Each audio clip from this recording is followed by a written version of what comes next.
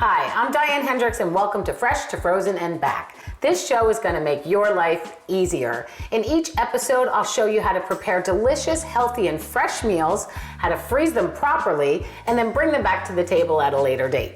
This episode is all about prunes and dates. They are absolutely delicious and you don't want to overlook them.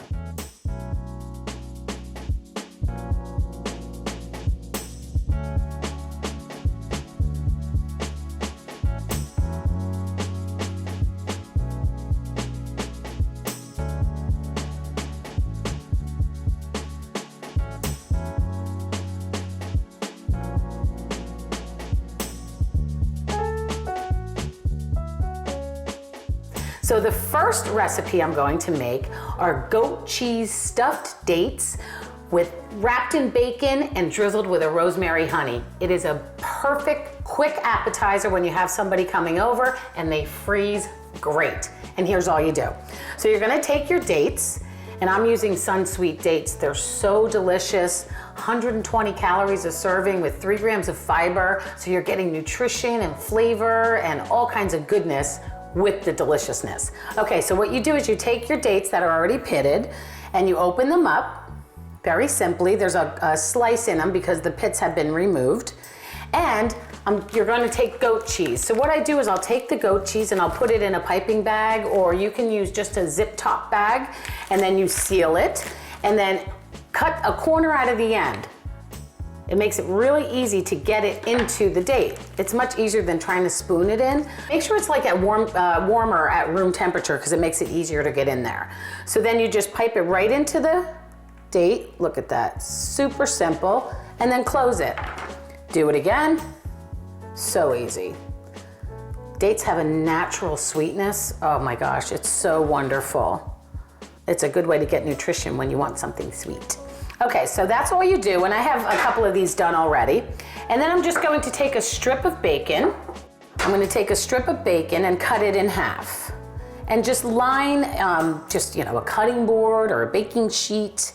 Just line up the bacon slices. How many do I have here? 1, 2, 3, 4, 5, 6, 7.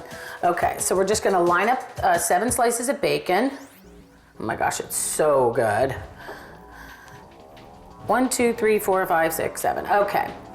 And then what you're gonna do is you're gonna take the date and put it on the end, about 1/3 of the way down. It's so easy. And just line them all up, and you can do these really quickly.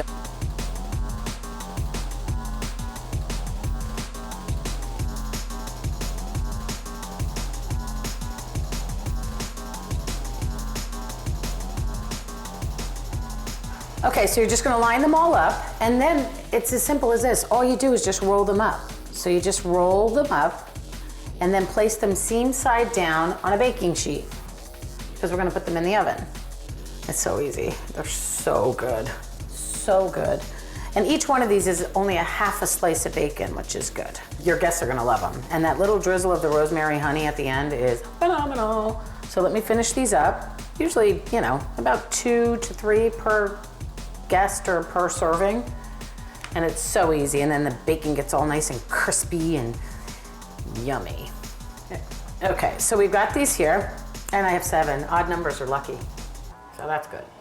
Okay, so then we're just gonna stick these in the oven at 425 for about 20 minutes, but just keep checking them because you don't want the bacon to burn.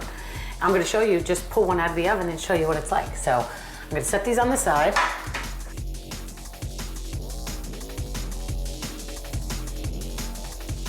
Oh my gosh, they are so good. And they're so pretty. And then all you do is you just skewer them. So easy, so delicious.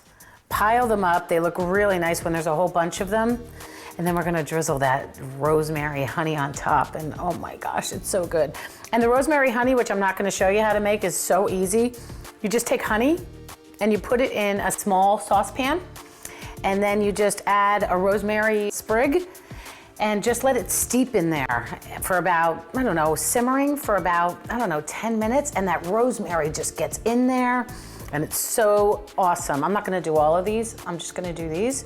And then you just take the rosemary honey and then you just drizzle it, just hit it. Try not to hit the skewers too much. Oh my gosh, look at that, so good. And that's it. And then I'm not gonna taste that because I'm gonna show you how to make these prune and almond and chocolate bites. They're so delicious. Okay, so let me just put this stuff away, and then I'm gonna show you this delicious prune and almond and chocolate bites. It's like so delicious, just one bite of pure deliciousness. So let me just set this off to the side. Okay, so I have a chocolate melter here. I don't have an outlet right here on my island, but I have some melted chocolate. Oh my gosh, it's so delicious. You can use semi-sweet, dark chocolate, milk chocolate, whatever you like. So this has been melting, and you can also just do it in a metal bowl over a double boiler. It makes it very easy. You just boil the water underneath, put a metal bowl, drop the chocolate in, and just stir it, and it melts. And then we're just going to do, I'm going to chop up some of these prunes. Oh my gosh, so good.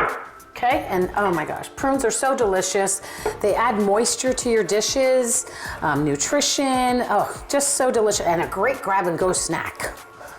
It fills you up with the fiber and you get that sweetness, so you're almost like getting like a little sweet treat. I don't want to chop them too much because I like them in big chunks. So what we're gonna do is we're gonna add this to the chocolate. I have some that are already chopped as well. So what we're doing is I'm adding these chopped prunes to the chocolate. And then I'm adding slivered almonds. You can add any nuts you like. Hazelnuts are great, walnuts, pecans, whatever you like. And it's as simple as that. What I like to add is a pinch of coarse salt. It gives it like a little bit of saltiness and it's so good. So what you do is you just stir this all up, get it all incorporated so you don't see any of the color. You don't see the color of the prune, you don't see the color of the almonds, and just make sure that the chocolate is covering everything. This is as easy as it is.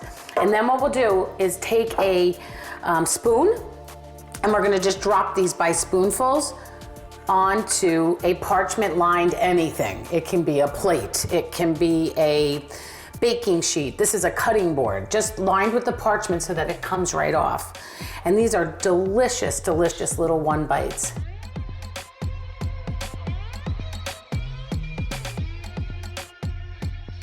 Now you can make these as small or as large as you want. If you want something little, like just a little popper, you can do something like this, like just a little teeny drop.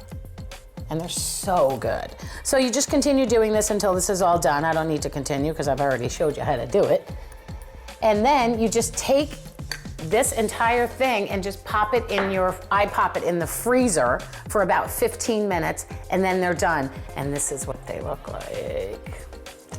Look at these, they are so delicious.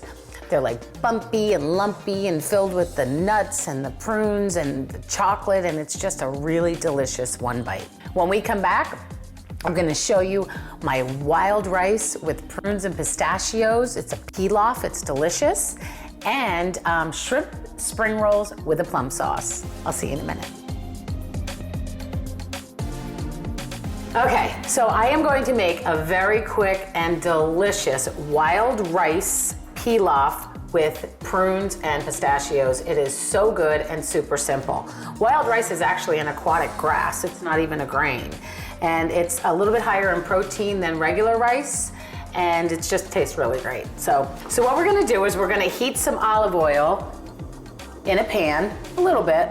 The oil really goes really well with this dish. And we're gonna add some onions and some garlic and put them in together. You don't wanna put your garlic in first because you don't want it to burn. So you're gonna put the onions and the garlic in together. So we're gonna heat that up and let that cook for about 2 minutes. And while that's cooking, let me tell you what I've done with these dried prunes. What I've done is heat orange juice and prune juice together in a saucepan and just warmed it up. You can do it in the microwave if you'd like. And you get it nice and hot, and then just pour it over the chopped prunes, and that's gonna soften them up a little bit. They're soft already, but it just gives them a little extra softness to go with the rice. So we're gonna cook this up. Okay, so these are nice and soft now. Oh my gosh, there's nothing better than the smell of garlic and onions in olive oil. It's just such a good aroma. You just know that what's coming out next is gonna be delicious. Okay, so that's nice and hot, and what I'm gonna do now is add the spinach. Now look at how much spinach I have here. It shrinks so much. So I'm gonna take a handful, kind of move it around a little bit, and take another handful. Look at all this spinach, but when we're done, it's not gonna look like that. So we're just gonna cook this up until the spinach is just wilted. And it'll retain that nice green color.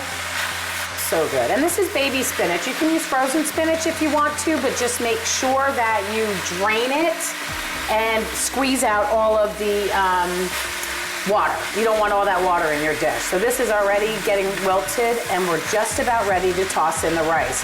And what I've done is just cook the rice according to the package directions. Takes about 45 minutes to cook the wild rice, which I don't know why they call it rice. Like I said before, it's actually grass, but I guess if they called it wild grass, nobody would want to eat it. Okay, so this spinach is wilted, and it's gonna wilt just slightly more when I add the rest of the ingredients. Okay, so what I'm gonna do is I'm gonna add these dried prunes in their juice. So there's orange juice in here. You can hear that sizzling up. So the orange juice and the prune juice is in here. And now what that's gonna do, it's gonna take the heat back down, but then it's gonna come right back up again. It smells so great, and the prunes are gonna add such a nice sweetness. And Sunsweet is the leader, obviously. We all know that when it comes to prunes. And dates and other dried fruits. Okay, so now that's cooking, and it smells amazing. So I'm gonna add the rice now. Right now I'm gonna add the rice in here, and we're gonna stir that all up. And actually sometimes I like to take a second spatula, and you can just do this and toss it all together. I love high heat rubber spatulas when I'm cooking. There's something about them that works the best. Look at that. It just looks so amazing. Oh my gosh.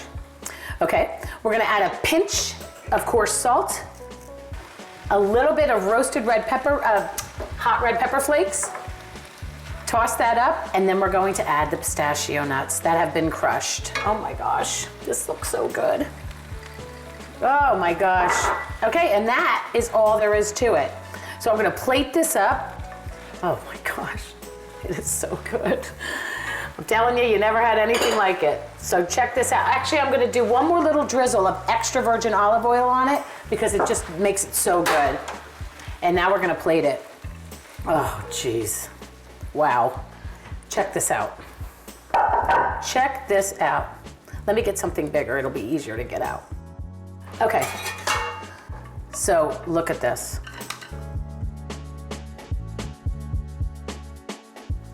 And this is so delicious. You can just put this right in the middle of the table. This is actually could be like a meal.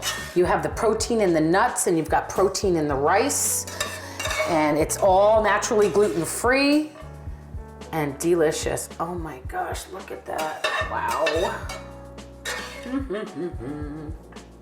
Can't wait to eat it. Put a little garnish on the side if you want, so it looks pretty. And there you have it. Wild rice pilaf with prunes and pistachios. Yum! And when we come back, I'm going to show you how to make a super simple shrimp spring roll with plum sauce. I'll see you in a minute.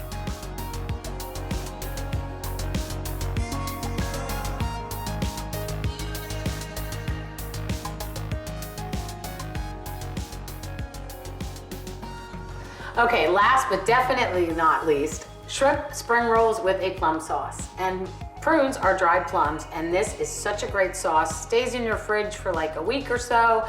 Use it as a condiment, dip everything in it. It really just changes the flavor of whatever you're having.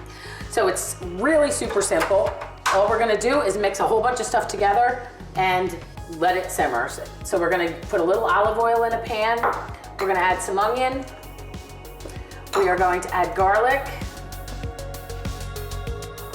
ginger, so good. You can add a little extra if you like it. And the beauty of cooking on top of the stove is if there's something you don't like, don't add it. Add something else. Rice wine vinegar, soy sauce, and we're gonna add water. So what you're gonna do is you're gonna start with a certain amount of water, which we have the recipe, about a half a cup of water. And then you're gonna add more as it cooks while it's simmering. If it seems like it's getting too thick, you're just gonna add some more water. I'm going to add some prune juice, which gives it such a beautiful flavor, the Sunsweet prune juice. So good. And nutrition. A little bit of hot red pepper flakes, which, as you know by now, I go a little heavy on because I love heat. And we're gonna add some honey. That's the last ingredient before we put in the prunes. You want a good quality honey. I'm using actually Lloyd Black Forest honey because it's delicious and the best honey on the market. We're gonna add the dried prunes. So what we're gonna do is we're just gonna add these prunes in, a cup and a half of prunes. Bring this to a boil. Oh gosh, it's so good. And the prunes just give this sweetness and texture and nutrition and flavor. It's so good. So bring it to a boil and then simmer it. And we're just gonna simmer that down for about 20 minutes to a half an hour. Then we're just gonna put it all into a blender and top it with some sesame seeds. And this is what it looks like when it's done. So it's a nice smooth sauce that you're gonna dip your spring roll in. So now, let's make some spring rolls. Quick, simple, and easy. So you're gonna take rice paper spring roll wraps, which you can buy at any supermarket. You don't have to go anywhere specific. And you have a bowl of warm or hot water. The key with these is to keep them in there for about 5 seconds and not too much longer, otherwise they get real gummy and hard to work with. You just don't want them to break when you roll them. So you drop them in the water. 1, 2, 3, 4, 5. That's it. I can feel it. You'll be able to feel when it's been in there too. It depending on the heat of your water too. So if your water's too not hot enough, you might need to leave it in there a little longer. Okay, so we have the paper, and then we're just gonna add whatever ingredients that you like. So here I have some bean sprouts, which you can buy in a can. You get them at any supermarket. Some julienne or shredded cucumber, a little bit of carrot, and you're gonna put that down on the bottom third of your wrap. Some carrot, I like a little extra carrot. Some green onions, which adds such a great flavor. And I have shrimp, which I've cooked and just cut down the center, not in half. You wanna cut them so they're thinner down the middle and line as many as you like. You don't wanna overstuff them because you can have more than one. That's the beauty of it. And then you're just gonna take the bottom, roll it up, take the sides, roll them over, and then you're just gonna continue to roll. These are super low calorie, pure deliciousness. And what I love about it is you can see through them. You can see through it, and then we'll just cut it in half, but I'm gonna make one more for you.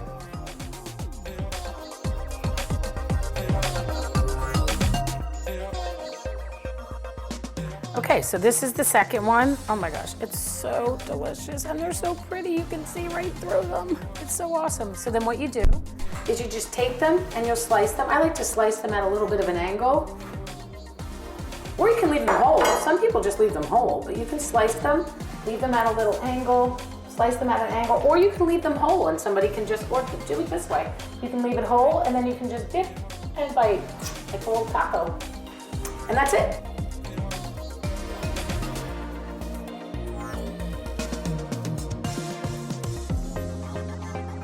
Thanks for watching Fresh to Frozen and Back. I'm Diane Hendricks. Please share this episode with your friends, your family, and those that you love. Follow me on my social media channels. Subscribe to my YouTube, all at Diane Hendricks.